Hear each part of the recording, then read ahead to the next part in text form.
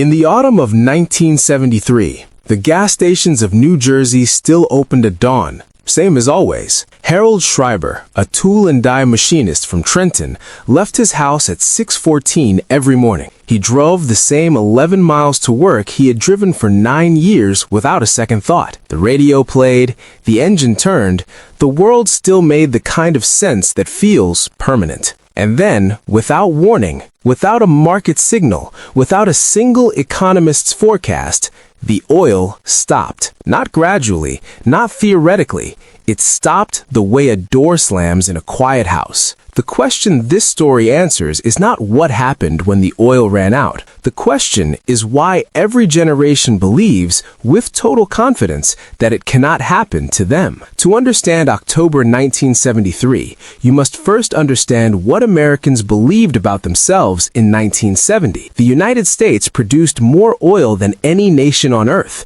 more than Saudi Arabia, more than Iran. The Texas Railroad Commission, a state regulatory body, had controlled global oil supply since the 1930s. It set production quotas. It managed price stability.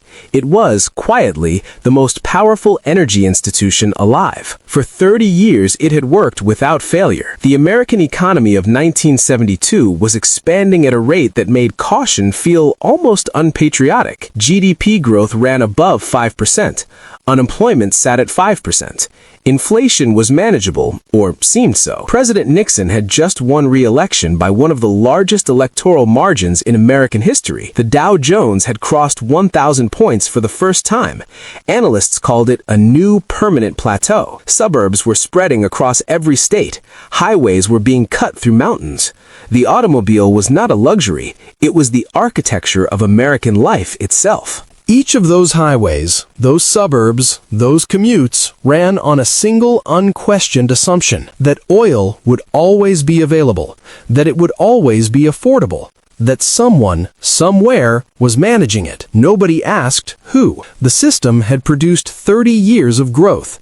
The logic was clean. What has always worked will keep working. That logic was not foolish. Inside the conditions that existed, it was entirely rational. The tragedy of 1973 was not built on ignorance. It was built on experience, on evidence that had always confirmed itself. The most dangerous economic condition is not crisis. It is the long, unbroken run of things going right. What almost nobody in Washington tracked carefully in 1970 was a single quiet data point. American domestic oil production had peaked in March of 1970 at 9.6 million barrels per day. Then it began, almost imperceptibly, to fall. Marion King Hubbert, a Shell geophysicist, had predicted this precise moment 14 years earlier in 1956. His model was mathematically elegant and publicly available. It was also almost universally dismissed. By 1973, the United States was quietly importing more than a third of its daily oil needs from abroad. The Texas Railroad Commission, which had managed global supply for decades, had lost its leverage entirely. It could no longer hold prices down because it no longer had surplus capacity to release into the market. The stabilizing mechanism that nobody had noticed was real until the moment it was gone. America had built an entire civilization on a resource it no longer fully controlled. The infrastructure was in place. The behavior was locked in. The dependency was structural and invisible. All that was required now was a political event. On October 6, 1973, Egypt and Syria launched a coordinated military offensive against Israel. The United States immediately airlifted military supplies to Israel. The response was decisive, deliberate, visible. On October 17, the Organization of Arab Petroleum Exporting Countries met in Kuwait City. They voted to reduce oil production by 5% per month until their political demands were met. They imposed a full embargo on oil exports to the United States. The announcement was made quietly. The consequences were not quiet at all. Within weeks, crude oil prices rose from $3 a barrel to $11.65. That is a 400% increase.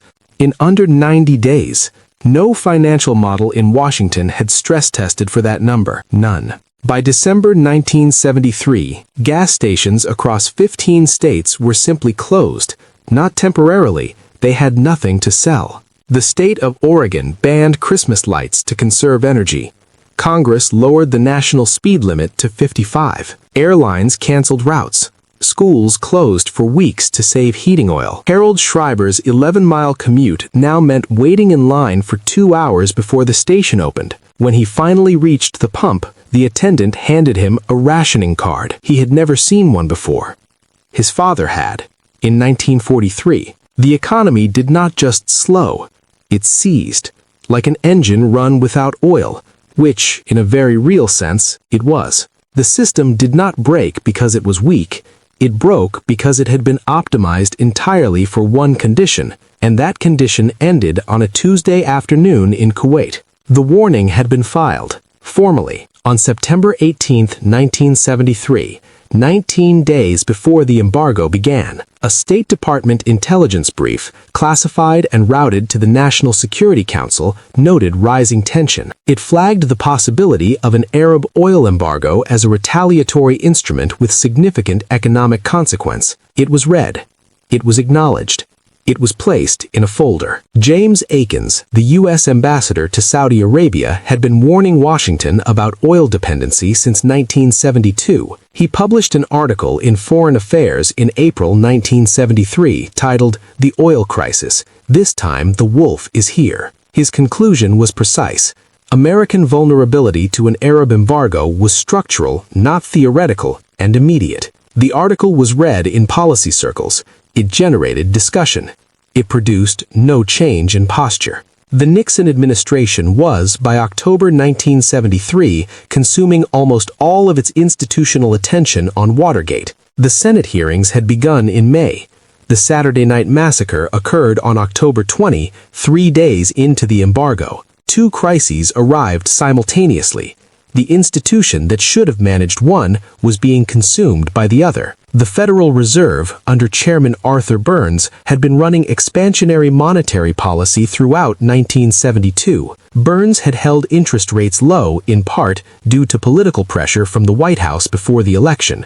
When oil prices exploded, inflation, already building quietly, had a gasoline-soaked accelerant poured into it. The policy that felt responsible in 1972 became structurally catastrophic in 1974. Every decision was defensible in isolation.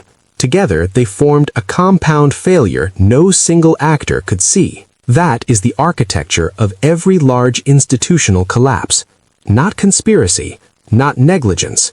Compound logic. The most dangerous person in any institution is not the one who ignores the warning. It is the one who reads it, understands it, files it, and then returns to managing the crisis already on their desk. The break came on March 18, 1974, when the Arab members of OPEC formally lifted the embargo. The oil began to flow again. The lines at gas stations slowly disappeared.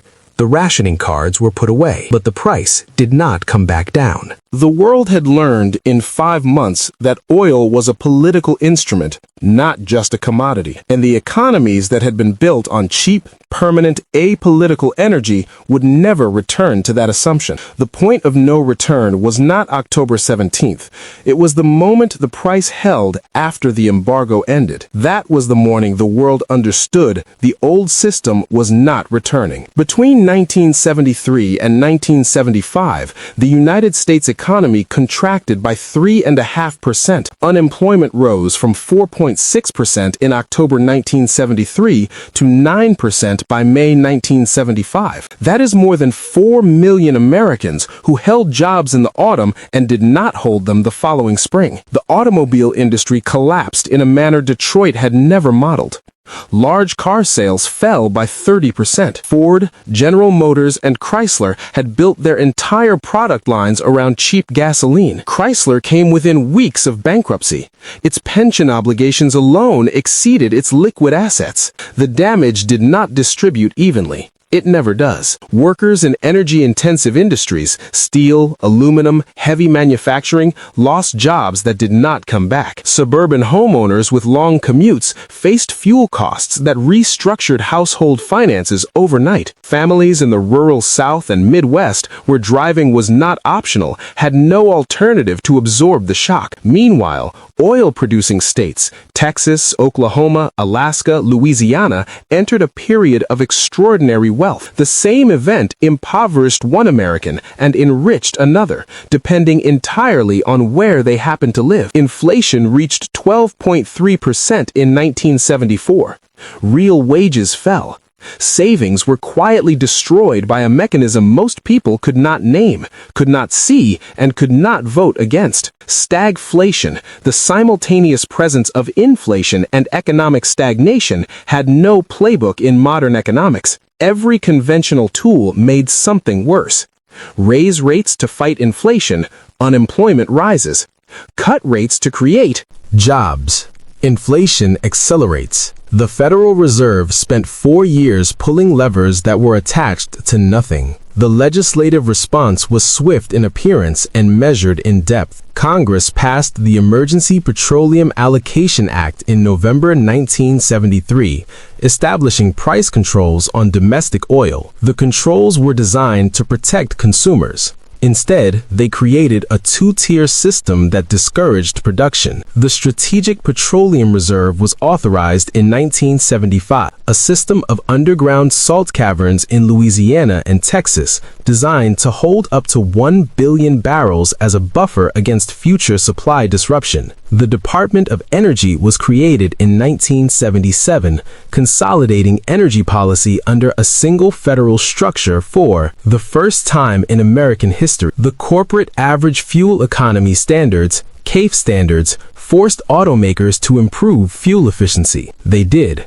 slowly, over years, with significant resistance from every major manufacturer in Detroit. What was not addressed was the structural dependency itself, the sprawl, the highway architecture, the absence of mass transit in most American cities, the zoning codes that made car ownership not a choice, but a requirement. The system adapted at its edges. Its foundations remained exactly where they had been in 1972. Every structural reform after a crisis repairs what broke visibly. What broke silently gets a committee report and a line item in a budget that never gets funded. The oil shock of 1973 was not unique to oil or to 1973. The pattern is older than petroleum, older than industrial economies, older than central banking. A system expands. Confidence in the system's permanence grows with it. That confidence is not irrational. It is the product of real, sustained, legitimate success. But success creates behavior. Behavior creates dependency. Dependency creates fragility. And fragility, by its nature, cannot be seen from inside the system it has infected. The Texas Railroad Commission worked for 30 years. Arthur Burns' monetary policy worked, until it didn't. Detroit's product line worked for 2 decades. The American suburb worked as designed, right up until the fuel that it required tripled in price in 90 days. None of these were failures of intelligence. They were failures of imagination. Specifically, the failure to imagine that the conditions which had always been true might, one day, simply stop being true. The deeper pattern is not about energy. It is about the relationship between institutional confidence and institutional blindness. They are not opposites. They are the same thing at different points in time. Every era of prosperity produces, as a byproduct, the precise set of vulnerabilities that will end it. Not through recklessness, not through corruption, through the completely logical extension of what worked yesterday. The 1973 oil shock did not emerge from a failure to plan. It emerged from a plan that had worked so well for so long that planning for its absence felt like planning for gravity to stop. James Atkins wrote his warning in April. The embargo began in October. 6 months. a filing cabinet, a crisis already on someone else's desk. That is not a story about 1973.